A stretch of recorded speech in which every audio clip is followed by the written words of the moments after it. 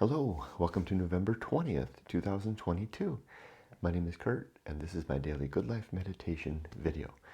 This is something that I do each and every morning to remember my life objectives and principles, to see how I did applying them to the challenges and opportunities I encountered and, in some cases, face down yesterday, and to plan for today. And good morning, Parker. First last night and yesterday. I can't think of the last time I slept so well as last night. That was the sleep of youth. Not the sleep of infancy, but the sleep of a mind that. Hold on, let me just write this down.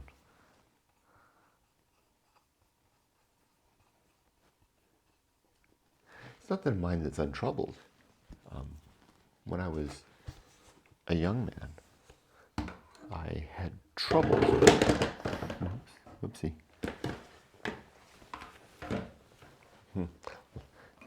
Life will happen, right? Life will not go well. The dog's settling in. When I was young, then I had troubles, but the troubles didn't run deep. They were surface level things. Troubles with there was the angst of youth, right? It doesn't mean they weren't significant. They were very significant and probably more dangerous than the troubles that I encountered and still deal with later in life. The thing was that they were shallow, and they didn't intrude into my sleep. I slept well. Maybe that's a function of biology too, right? The problems now are systemic. They go through everything, and maybe because of my older body, they impact me more deeply, and my sleep is troubled and upset and disturbed. Last night was the sleep of youth. It was a deep, deep, sound sleep. And it's not because I don't have problems. I have my fair share of problems, just like I've always had. But they seem more superficial. And it's funny because now, from the perspective of this older age, I see them as such. I see them as superficial challenges. Wouldn't go so far as to call it that, though. Although, I will go so far as to call it that, in fact. I was at the beach yesterday, and no, it wasn't at the beach. I was driving away from here. I was going away to run an errand, and I was thinking about on the surface of the sun, the boiling cauldrons of energy that rise and fall, causing the sunspots, and all over the sun, just boiling cauldrons of plasma, rising. You can see them if you have the right telescope. And I was thinking to myself, that's what I am, and that's what you are. Everything that's alive is a boiling cauldron of energy. We're pretty impressed by our consciousness, but in fact, that's really what we are. Energy is fed into the system through solar radiation and geothermal energy, nuclear activities happening deep inside the earth, radioactive material, all generates heat that serves to power this boiling cauldron of cells. Not biological cells, but like I'm picturing like little cells, like you see at the sun, the boiling cells of localized energy. Me too. You too. And when I see it that way, it kind of robs everything of its pomp and circumstance. Like, why am I going to take these things so seriously when that's all I am? For example, I've got some problems at work. I've got one really interesting problem that I won't talk about. Um, that 20 years ago at work, I would have been going out of my way to find a way to solve that problem. I'm not going to do anything about that problem now.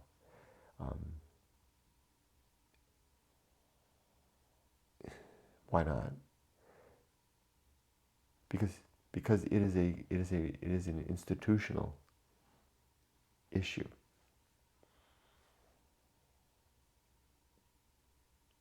How do I say this?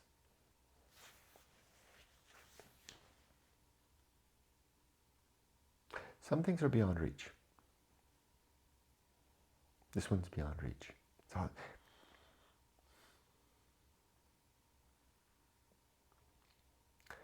And attempting to fix it would go against the establishment. The establishment that is the responsibility of others.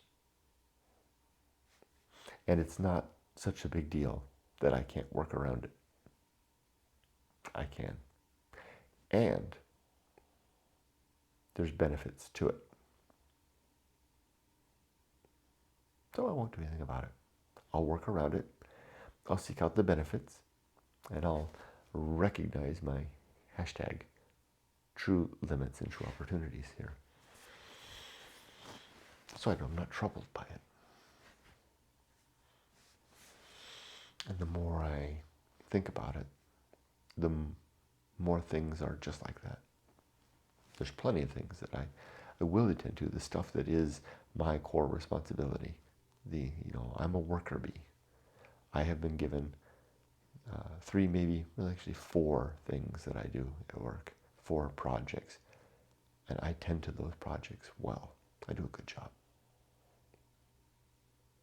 And I will continue to focus on those. And when asked or invited to participate in decision making or offering my thoughts about things outside of that, I will gladly participate. I want to be a social individual and a person to help facilitate positive change. But I know my limits. I know where my opinion is not wanted or not proper. I like that. I think I got it across without getting it across. The other thing that I think contributed to my sleep is the fact that I went to the beach twice yesterday, swam in the ocean twice. Once in the morning for my book reading just at dawn. What an incredible experience that was. I mean, happiness. The type of happiness that I only remember from childhood. That's what it was yesterday, both times at the beach. That almost giddy, can't believe how lucky I am to be alive happiness. Childlike delight. In fact, someone, a former boss, actually left a comment on LinkedIn for me about that, noting that childlike nature, that childlike nature is, I think that's the word that was used, or the phrase that was used, and it's an accurate representation. Really, really would just, it's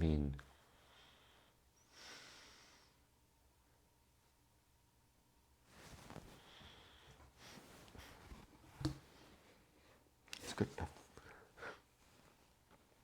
When I was experiencing it yesterday, when I was at the beach and the wind was, that offshore wind, that warmer offshore wind was blowing, the waves held up, big waves, crashing over.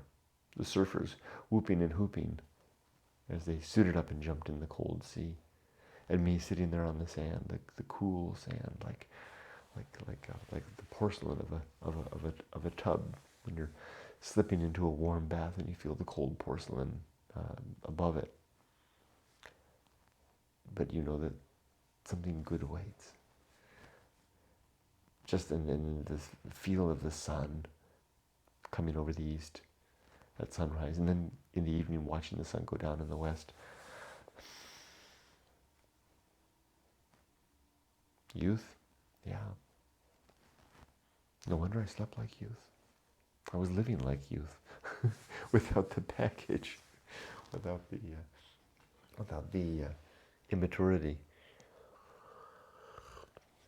the confusion and angst. Yeah, yesterday was a good day. Last night was a good night of sleep. Challenges and opportunity, not even a thing really yesterday. They just, not even mattering. It's not that it didn't matter.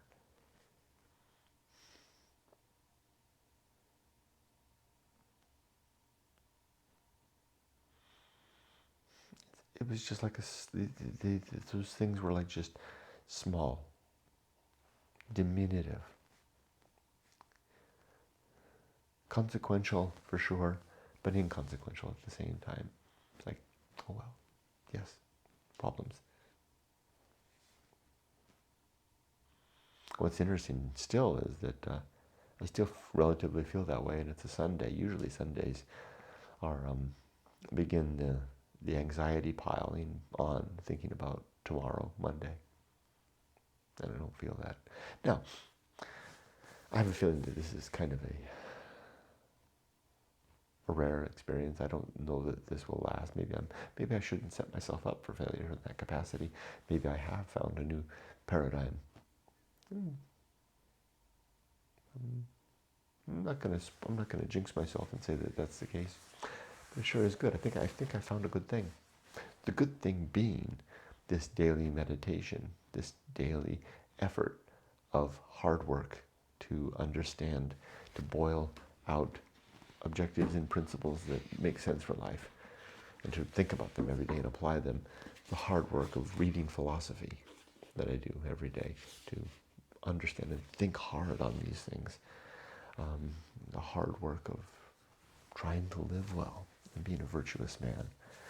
And also the effort that I may put into a physical energy of getting in my 10,000 steps a day, of making sure that my skin is exposed to the sun, and now of jumping into the sea and having facilitated that by moving myself into a position where I'm near the sea, very near, and able to do that. And I think all those things are having their effect. And why should I discount that?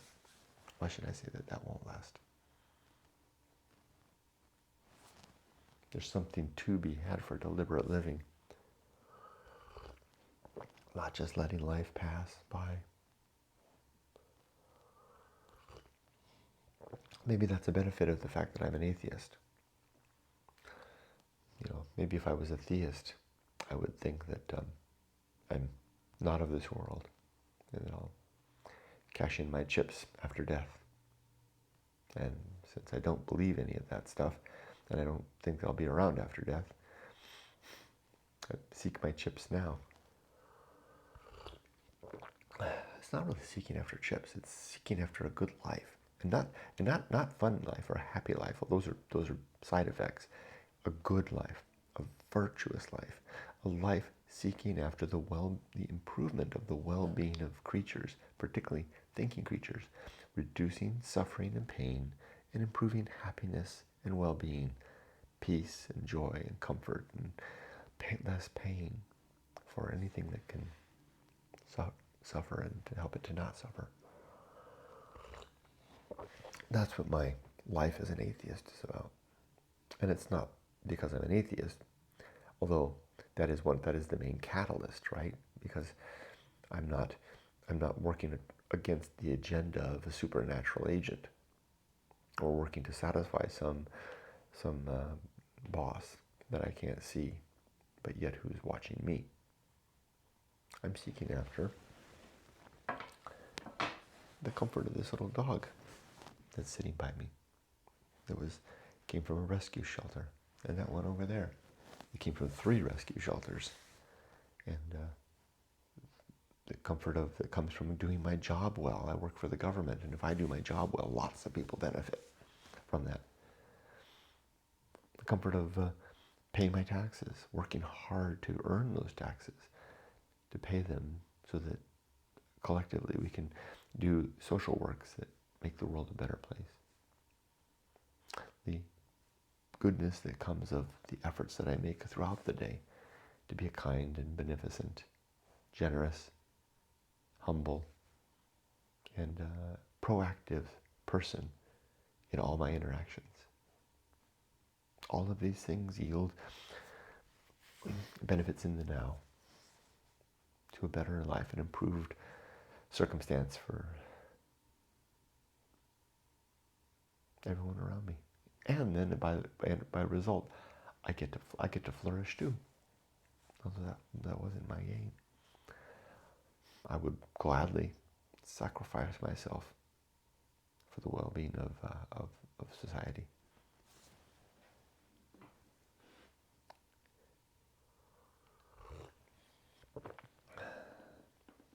All right, let's do the good life. My 7 objectives are as follows. 1, to be always ready to die. To have my affairs, my papers, my accounts, my documents in order. My relationships with my wife and my daughter and my mother and my brother and all of my relations and friends. And my life's purpose. My book, Going Alone. Have them all in a good, settled state, if not complete, at least ready to carry on without me. So if I was to keel over with a heart attack right now, my daughter would find this book sitting right there, and probably she'll keep it. She'll know that that was Dad's endeavor, and my book will carry on without me. Likewise, my family all know that I love them. I haven't got any words unsaid. And in fact, I had a really good conversation with my mom yesterday. Long talk, best talk we've had in a long time. Over the phone. She won't see me, but she'll talk to me at least on the phone. That was good. 2, to make good and effective use of my time, squeezing the best that I can out of every day. That's why I get up so damn early. And that's also why I go to sleep early, so that I'm refreshed and able to be a good man the next day. 3, to develop and maintain good and sound life principles. That's the good life. That's this creed that I recite, these 7 objectives and 32 principles, and I work on them every day. Now, 4, to cultivate good emotional reactions, to become a man who reacts well to whatever happens, particularly the tough stuff. Something happened yesterday and I reacted really well. Sorry if I sound too self-congratulatory this weekend. It's been a good weekend.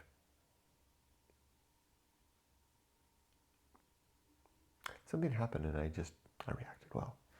I don't quite remember what it was though.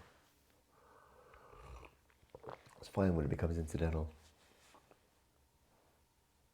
5 is to perform good actions, just to do good things throughout the day. Every time I have a chance to be a better man, I'll be that person. I'll avail myself of such opportunity. Then to recognize my true limits. This is the next principle. True limits and true opportunity. To recognize my true limits and my true opportunities so that I'm reaching for things that I can grasp. And in applying indifference to the things that are outside of my control. And what, pray, is that? What is outside of my control? Well, it's easier to ask what is within my control.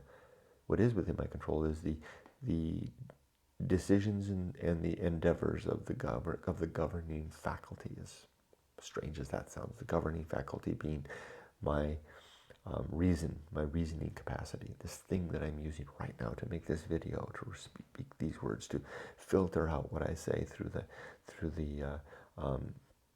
the use of prudence, aligning my statements with my values. This is the governing faculty. This is the scope of my control. That's all it is. Everything else is outside of my control. This includes my health, my fortune, and my reputation. Oh, but Kurt, you can have some control over your health. That's true. I can. But ultimately, it's my well-being is rolling down a hill, and at the bottom of the hill is death. That's outside of my control. So yeah, it's incidentals, a little bits here and there. Overall well-being, sure, even, but still, one day older today. And finally, the last objective, number 7, is to do just one thing at a time and do that thing slowly and deliberately and carefully, as I'm doing right now, very carefully working through each of these objectives and principles in a deliberate manner. Those were my 7 objectives. Now, my 32 principles. Number 1 is the principle of war. The effort that I make to fight against things that I already believe or that I want to bring on board or consider to possibly bring on board as true. I want to always be questioning if that is the case. And I use reason, which is the number 2 principle, as my instrument of determining what is true. And the sub-principles for reason are honesty, objectivity, doubt, and humiliation. Being honest and objective are clear. Excuse me, how am I getting gas from tea? Honesty and objectivity are looking at things and not fooling myself, and then seeing them with as clear a light as possible. Doubt, skepticism, is a frame of mind. And then humiliation is the willingness and the eagerness to have my folly uncovered by myself or anybody, so that I don't carry on believing things that are not true. Next is the number 3. Is 3 and 4 go together. These are the 3 is anchor hold, 4 is the homunculus is 3, anchor hold is 4. I don't think we have a soul. I don't think there's any God or heaven or hell or forever. But I do know that I have this little awareness that's going on right now, this consciousness. So does this dog. So do you. And it seems that I've got it just for the time that I'm alive. And then it's going to wink out. And I call this thing my homunculus, which is an old word referring to the little man inside. And it feels like it's inside, right over here, right behind my forehead. Kind of feels like it lives up there. I wonder where yours feels like. And it's going to die. That's why the next one is the anchor hold. It's trapped. When this mortal constitution comes to an end, life, stops. Then the homunculus winks out. It's an emergent quality of the electrical state of my biology, of my nervous system supported by my body. So yeah, that's it. No soul, just a little consciousness, doomed to wink out forever. When it's gone, it's never coming back.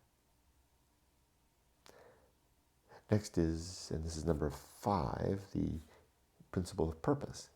And there are 3 sub-purpose in my worldview. One is the purpose of being a father and a husband, and namely focusing on getting my daughter into adulthood and on her own, which she's almost there. 2 is the purpose of being a virtuous man, like I rattled on before, seeking after the improvement of the well-being of thinking creatures. And number 3 is the sharing of my message, namely the story of going alone, the adventure that I made of life, and then the resulting good life creed. Available on bookstores near you. Just go down to any bookstore and ask them, do you have Going Alone? And if they don't, they'll get it. You can also get it on Amazon. I highly recommend the hardbound edition. You can also buy it from my store, although I thought I turned that off. Someone bought 3 books yesterday. I literally thought I turned the store off. I don't know how they did that. I gotta figure this out. Someone went in and they bought Going Alone, No More Looking Out for number 1, and Freeway Bible Study as a package. And they're in the UK. So I'll have to ship all 3 of them, and I don't have them on hand because I didn't think I was going to be shipping from the store anymore. So I was like, wait, how did someone order my books? The store's not available, but I guess it is somehow. But there's that one thing that's going on, ad on Facebook now about websites having a back door. Clearly there's a back door to the store. Maybe I'll turn that on. I'll have to set up some sort of a shipping station though, because I don't have one. That's why I turned it off. Okay, so now the next principle is the atomic principle. Everything is made of bits and pieces, atoms and molecules that are falling to pieces. It's just a more reminder of oblivion. And then the principle of nature. Everything has some particular nature, including every one. This dog's nature.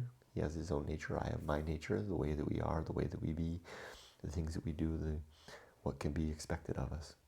And so much so too for inanimate objects. And if we take that into consideration, then we deal better with the world, dealing in accord with the nature of things. And then the pirate ride, free will, is in a seeming illusion. I don't think we're free at all. I think we are, the way that our constitution is developed, it gives us an impression and a feeling that we're free in order that we will take our lives seriously. If we felt like we were just on a roller coaster, then we may not be as proactive and engaged with the world and solving problems. But since our biology, since what we are convinces us that we seem to have a will and that we have agency, then we are better engaged, we're more efficient, and we survive as a result. But I don't think we do. It's an illusion. The universe, as I like to say, has a lot to say, everything to say, in fact, about our decisions. And I can't prove that. I believe that on faith. Hallelujah. See, I'm guilty too. Then comes the principle of maturity and the sub-principles of wisdom and fortitude. Maturity comes when we have experiences and we then have the willpower to not repeat our mistakes and to pursue courses that experiences helped us to see lead to success. And then the social principle. We are social creatures. We need each other. And the sub-principles are diplomacy, justice, and conspiracy. Working together to compromise, pros and cons, give a little, take a little, leading towards resolutions, agreements between people about what constitutes the good city and justice, the pursuit of justice, and then linking arms and conspiring together towards that better state. And then comes public speaking. It's a principle called public speaking, and there are, I think it's 5. There's a couple of sub-principles here. These include best words, cultivating a rich, deep, great vocabulary, mainly through reading lots of good books, and then underlining and looking up all the words that we don't know, starting that at a young age, and we'll collect a really good vocabulary. You want to have that to help you to build to become a good speaker, that you can say the things that you want to say in such a way as to not sound flowery or insincere, but to build towards eloquence, to be able to communicate our message in a way that is attractive to the hearer's ears, and resonates well and sinks deep. We get there through practice, and we get there through having the right words at our disposal. But again, not use words that are not appropriate to the task at hand. So sometimes it means we don't use those fancy words at all. Although sometimes just the right word fits in just the right place. Prudence is the other sub-principle of public speaking. Prudence is the ability to filter our language through the sieve, through our values. Like if values are like a net, and what comes out the other side is just what we meant to say. Speaking slowly and carefully and deliberately helps to facilitate that as well. And then we would never want to gossip, and we never want to pass rumor. Those are negative elements of public speaking. If we can do those things, we'll be in a much better position to be heard, and to be heard accurately. Then comes the principle of distraction. We spend our lives distracting ourselves from our work and our play and our politics and our TV and our radio shows and our church and our religion and our God. Why? Because we don't want to see that there is no God. We don't want to see that our lives have no inherent meaning and that we're left on our own to figure these things out. It's much easier to just keep ourselves busy at the shopping mall or going to a nice restaurant or watching our favorite team on TV or gossiping about others at work. Without those things, we're kind of faced with an emptiness. The emptiness of the universe, devoid of any overarching agency, devoid of any real willful agency of any sort at all. Just cells of energy churning madly here on Earth or in the suns. Stars.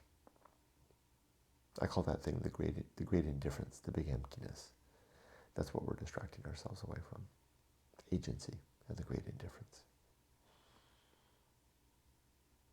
Then comes temperance, being able to control ourselves, control our consumption, eating less, drinking less, working just enough, playing within reason, maybe more sleep, less excess. Temperance, the ability to control our consumption of life. We'll need it because it's the thing that allows us to be more deliberate, seemingly more willful, although even that I don't think is out of our own control, although it sure feels that way, doesn't it? The next principle is called life will not go well. And it won't, like dropping the thing earlier, or getting a flat tire, or making a mistake at work, or whatever the case. Choose your challenge for today. That's what life is. It's a messy affair. We shoot for the bullseye and we usually miss. It's another principle, comes later. The next principle is called the horror show. It's what happens when life goes well, goes horribly, and something really bad is going to happen. Death has arrived. Pain is here. It hurts me to think these things, but just there's so many forms of horror. There's a woman at the beach. She's got one of the nicest houses. She's right there. I see her almost every day. She's alone. She's got a really nice place. I'm inferring a lot from what I've seen, but I see her. She's always alone, and she sits outside, and then she sits inside.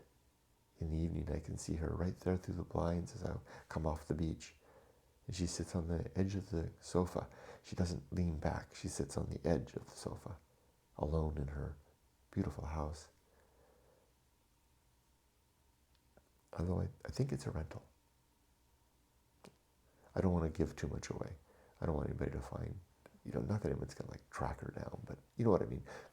I feel a sense to preserve her privacy, but I have a feeling that she's probably been there forever, and she has the benefit of wow, of being in an incredible place. But there's an emptiness in her gaze. I've tried to say hi to her a couple of times, but she doesn't even seem to see the world around her. And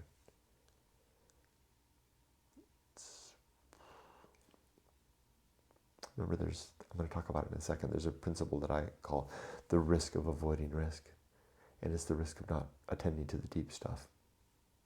And I'm inferring all kinds of things about this. I don't know that woman's story at all. This is just structures that I built around her, as I typically do, just using the information that I have. And I could be way off base, obviously, granted, right?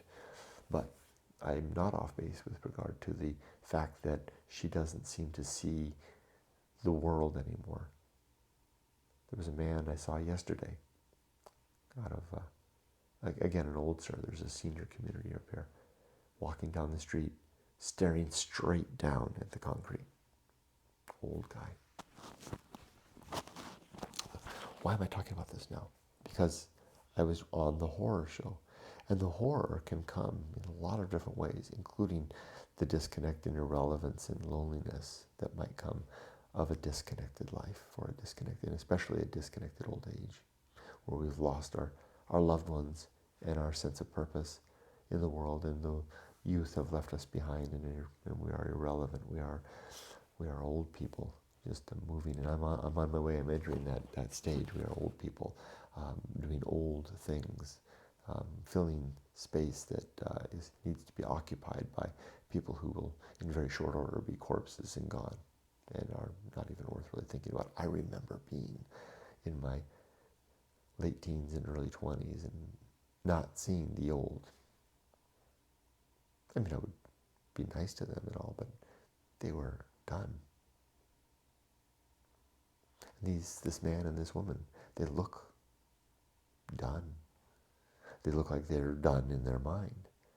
Now, it doesn't have to be that way, and I could be wrong completely, but there's people I know, and I won't name any names, Juan, who defy that utterly. What did Juan recently tell me? He said, youth is free up to age 30. After that, it has to be earned. Holy crap, Juan! What a thing to say! What an incredible bit of wisdom. So, irrelevance in old age are not a prescribed sentence. The horror that comes can be averted, apparently. And I'm going to heartily embrace Juan's example, the unnamed Juan.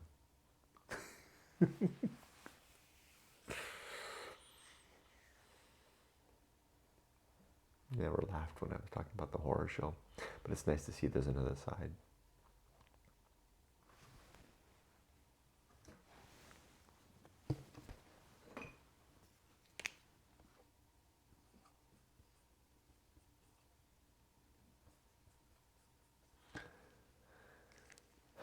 The next principle is called that which must be borne, carried.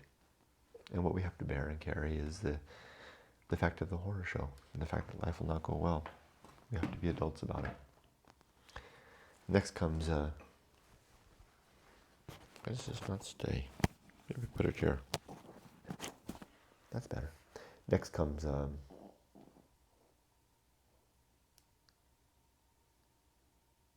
the Feast of Woeful. It's the waste and byproduct of our intemperate living, the upset that we throw out into the world when we've had enough. I try not to engage in that, not do that, not make anybody I care about or anybody I don't even know suffer from my expression of upset, my inner turmoil, letting my inner turmoil bubble out. I hold it in. I find other ways. It tends to just pass on its own. If I'm actively working to attend to living well, it does. If I'm not actively, that's the key. If I'm not actively working to live well, then it tends to linger.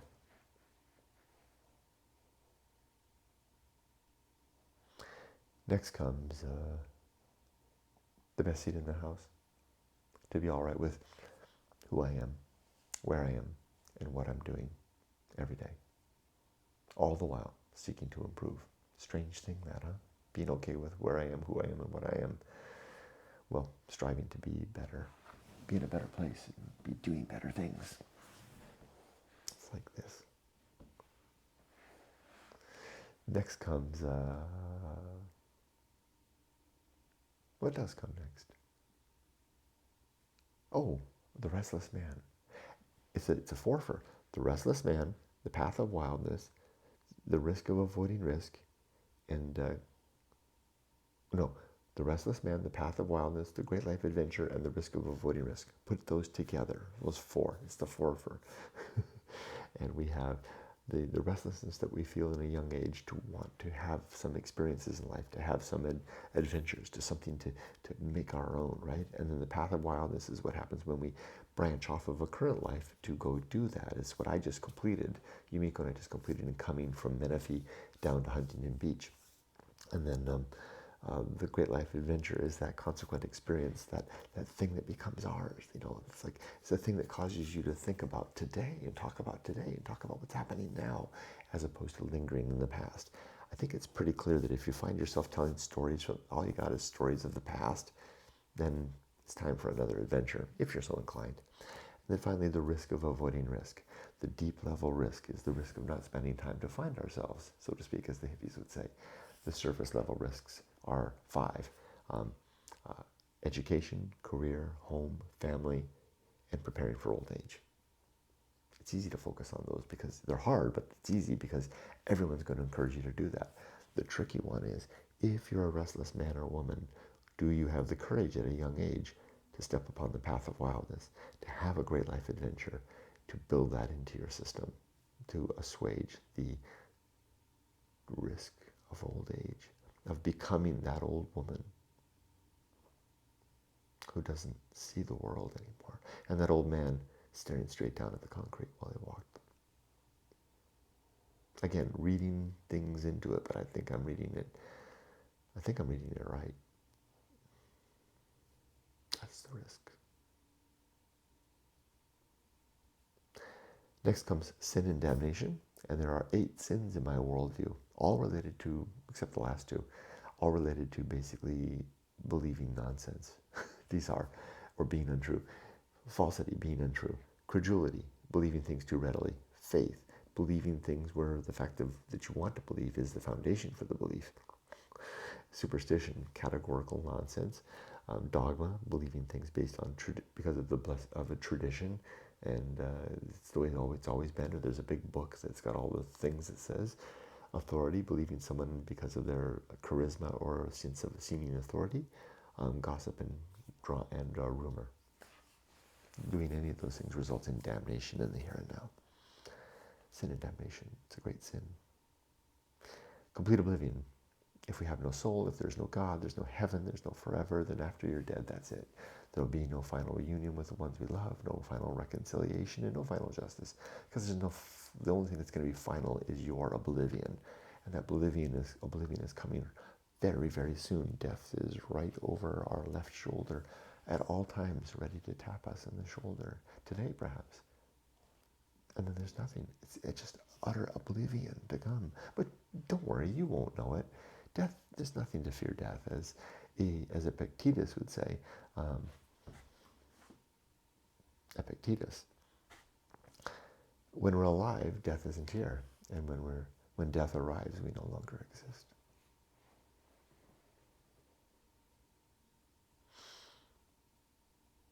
That was complete oblivion.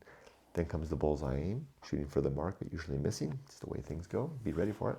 The uphill climb today, stepping higher up the mountain of life than yesterday. A better view, a little more chill in the air.